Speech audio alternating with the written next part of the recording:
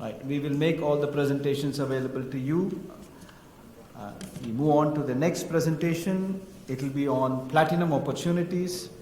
To present the case for platinum, may I invite Mr. Paul Wilson, CEO, World Platinum Investment Council, please.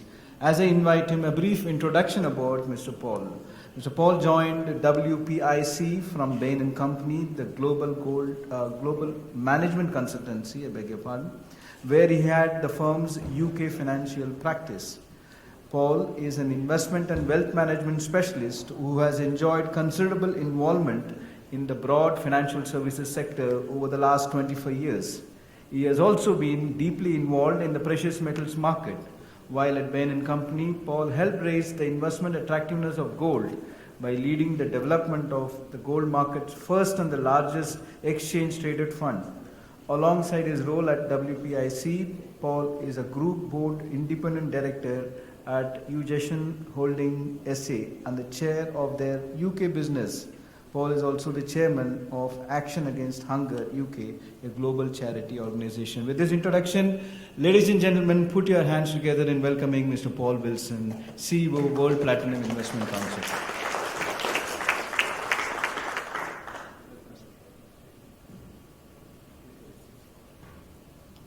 Thank you very much, everyone. I'm sorry about the mouthful that predated me when I came on the stage.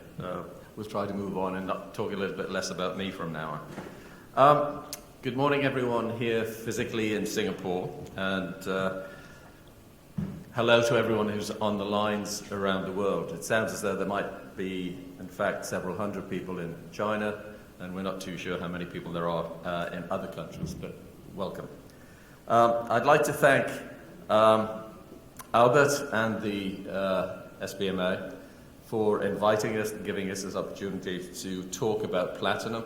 So everyone in the room will have to change their mindset somewhat from that boring, voluminous commodity called gold and think about a proper precious metal called platinum, which is a great investment, and it's also very useful in industry because of its catalytic qualities. There are three of us here today.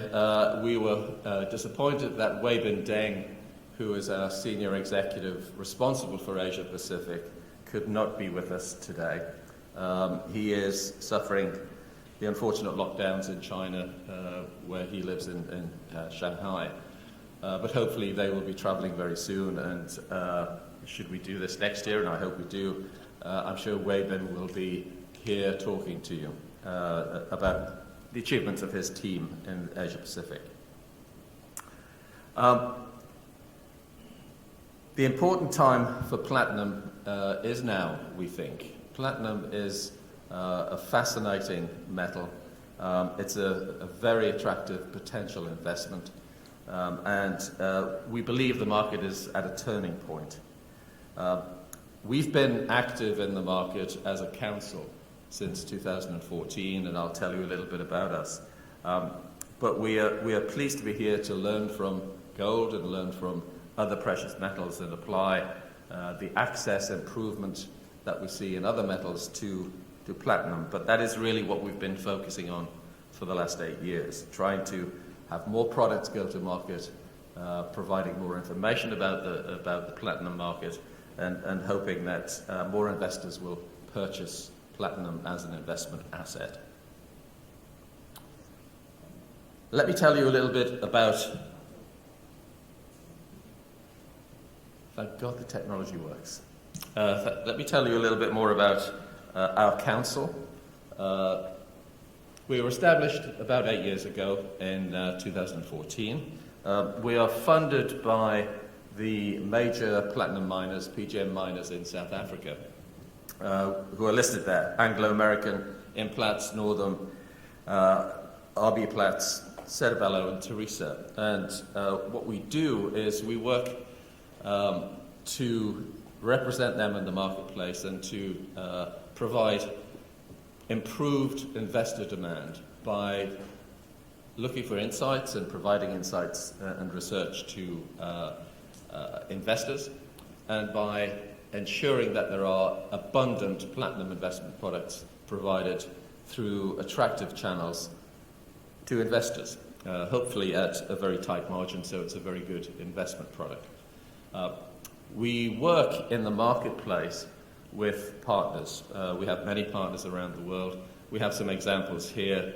Mitsubishi, Tanaka, SBMA, CME Group, Bullion Vault, the Royal Mint, and Valcambi. For example, the Royal Mint in the UK has been around for, I think, about 1100 years.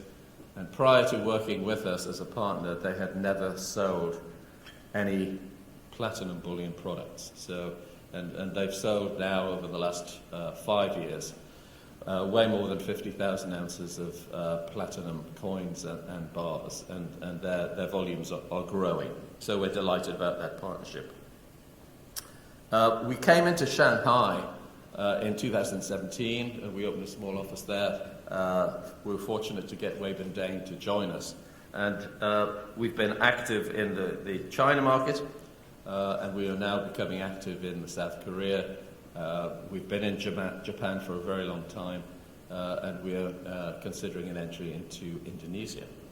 And that has been a move, a strategic move for us that Albert has been very helpful in advising us on. So his insight has been very helpful. Thank you, Albert. Let's talk about platinum, this very interesting metal as opposed to the one that we've been talking about previously. It's 30 times more rare than gold. And one way we sometimes represent how much smaller it is in terms of global volume is if you think about the swimming pool in the Marina Bay Sands Hotel. All the gold ever produced would fill 7 of those swimming pools.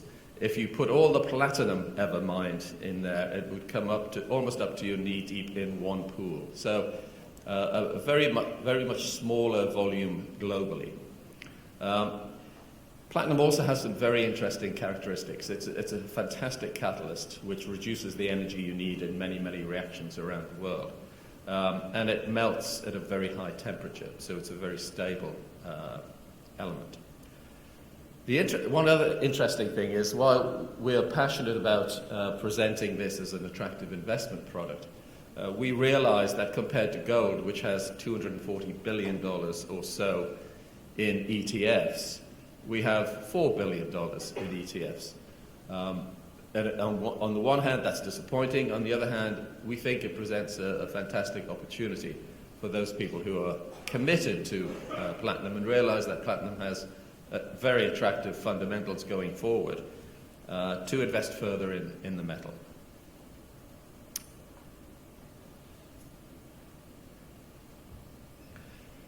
Let me talk about supply and demand. This is a chart which shows the supply on the left for what is an 8 million ounce per annum market in terms of supply and also, roughly speaking, for demand. The big supply comes from South Africa and Zimbabwe, more than 75%. Some production in North America, and about 10% of production is in Russia, which at the moment, you can imagine, is somewhat at risk. It's unclear how that will flow in the future to markets and whether all of it will, in fact, flow to markets. On the demand side, what we have is automotive applications where platinum is used and has been used predominantly in the diesel engines to clean the exhaust gases coming out of diesels, and does a very good job. It is increasingly being used in gasoline engines also, and I'll talk about that in a little bit more in a few minutes. Jewelry is also a major demand. Much of that jewelry demand is in China, and that's a very stable and very important area of demand. Industrial applications are also very large, and within industrial, you see that circle. There is a sort of a recycling that goes on, closed-loop recycling within industrial when major plants are taken down and then rebuilt. But the processes such as oil refining, producing glass, etc., that platinum catalyzes and helps are very, very important to the economy of the world. And then we see platinum investment at the bottom. It is growing. The next slide shows a little bit of data, but suffice it to say that before we were formed, prior to 2014, on average, platinum investment contributed about 3% of demand. Last year and the year before, particularly 2020, platinum investment accounted for about 20% of worldwide demand. Now, we can't possibly take credit for all of that improvement, but our partners and the work that we've done prepared the market for that increase in consumer need in the time of risk that we've seen over the last 2 years.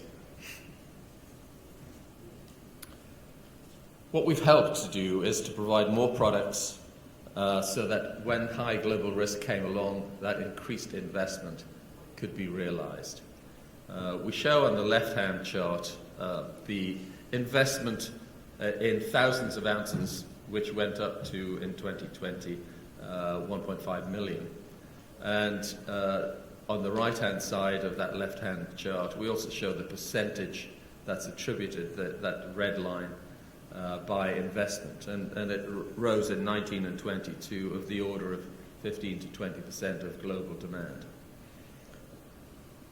That number goes up and down quite often because of the interests of institutional investors. And one of the effects, for example, we've seen in the last 12 months is that the South African institutional investors preferred to sell their platinum ETF and buy the equities in the gold mining companies because their profitability was stratospheric and the dividend flow from that particular investment was more attractive for a 12, 18-month, 24-month period than merely holding the metal. What we see on the right is the bar and coin sales. And bar and coin sales were relatively small before, again, we started to engage with many of our partners. But we see that over time, we are now regularly, year on year, adding 6% to the demand for platinum because of the incremental bar and coin sales that we've produced along with our partners. Something that we're very, very happy about, and I believe that profitable business is very attractive to our partners also. One of the interesting things of the last 12 months has been the fact that Her Majesty the Queen in the UK has served her people for 70 years constantly. And there is an inextricable link between 70th anniversaries and birthdays and platinum. You will notice that gold is 50, diamond is 60, and platinum is the 70th anniversary. Again, showing that platinum is superior to the other precious items.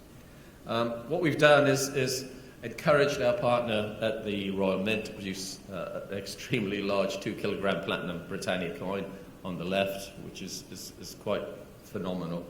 And we've also contributed 2 70-gram coins to the Wimbledon tennis finals to be used as the toss coins for the finals of the ladies and the men's singles.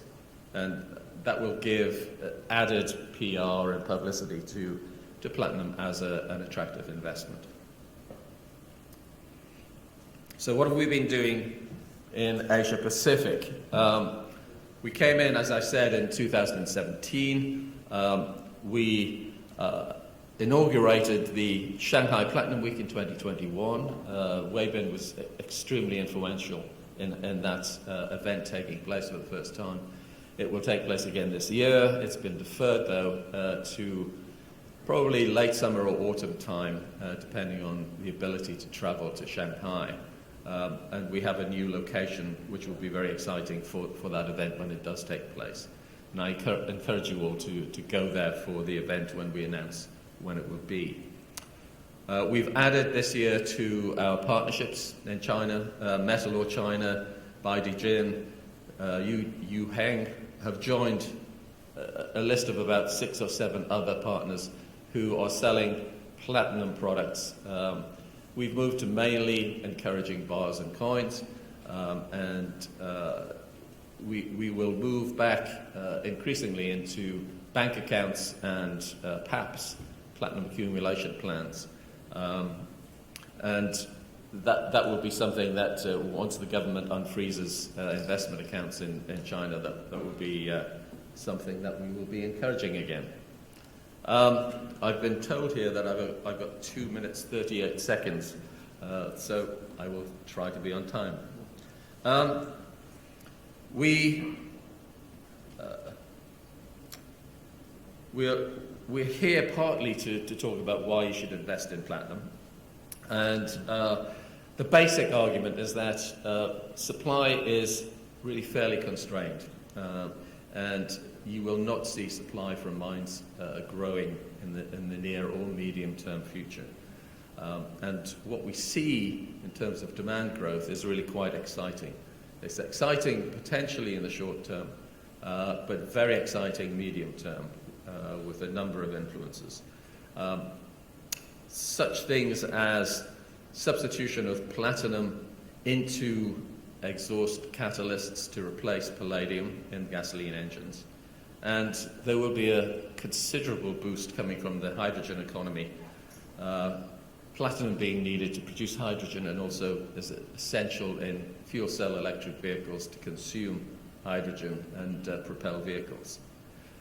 In the short term, I mentioned there that there are some issues of production effectiveness in South Africa and the risks associated with the Russia-Ukraine situation could well mop up, so to speak, the short-term surplus that we are forecasting for this year. So production challenges, what we see is even in the last 6 months, there has been a downgrading in South Africa of production, which will make the metal even more short. 450,000 ounces have come out of the supply forecast for this year. The security of supply is a concern for many of the industries, automotive and industrial. If they, as a result, decide to hold even one more month of inventory, that would soak up the bulk of the projected surplus for this year. So it is quite a fragile surplus. The other phenomenon we've had for the last 2 years is that China has been importing considerable amounts of platinum over and above what everyone estimates their needs are. So they are a huge consumer, but they're importing even more than that. And last year there was something of the order of 1.2 million ounces imported into China that were in excess of the demand that they have, which immediately soaked up any surplus that was in the international market. And we don't know what's going to happen this year, but that is a potential to soak up all sorts of spare metal in the future years. The results of the Russia-Ukrainian situation in Europe have been that natural gas prices have spiked.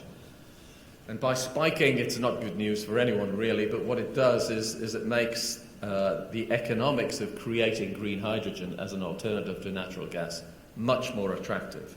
And we think that PEM electrolyzers will be in great demand over the future. The right-hand chart shows how they will grow over time and will reach, probably in 6 years or so, 7 years, a level of 250,000 ounces of additional demand per annum. The other implication is that if there's going to be a lot of hydrogen around, and we firmly believe there will be, fuel cell electric vehicles become much more relevant and the economics will be much more attractive. There will be more fuel available for them. And what we see here is our forecast, which is more or less a consensus for most people in the industry, which says that by 2039, the growth in fuel cell electric vehicles will probably reach something of the order of 14 million vehicles per year, and the amount of platinum that will be needed in those vehicles will double the amount of consumption that we currently see in the automotive sector. So a considerable increase in the volume of platinum demanded. The other effect I was talking about was substitution, and substitution is actually a no-brainer. Putting more platinum into gasoline catalysts when it is $1,300 an ounce cheaper than palladium is something that is going on right now. It will go on in the future. The fabricators don't want people to know much about it, because if they tell people they might be using more platinum, the price of platinum might go up. But it is undoubtedly something that if even half of the opportunity annually is taken advantage of by the car manufacturers, they will save over $1 billion in profitability each year.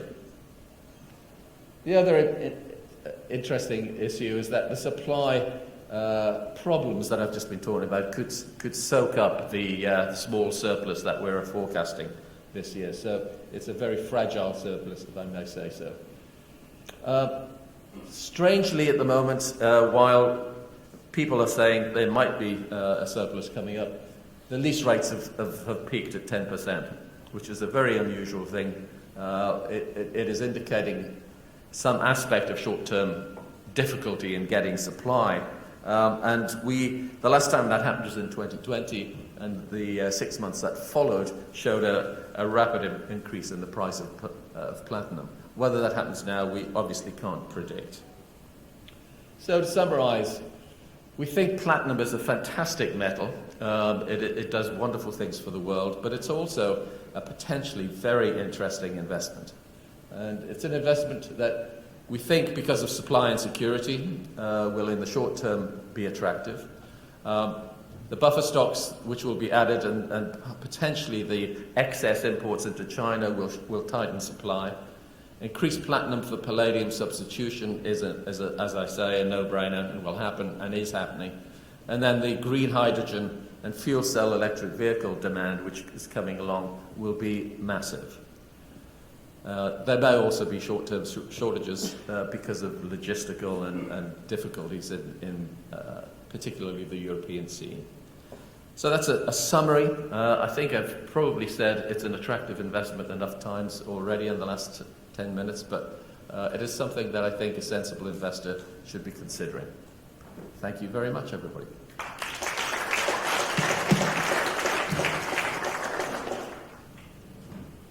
Thank you so much. The world of platinum is very exciting, and the initiatives of WPIC are indeed laudable. Best wishes to you, sir.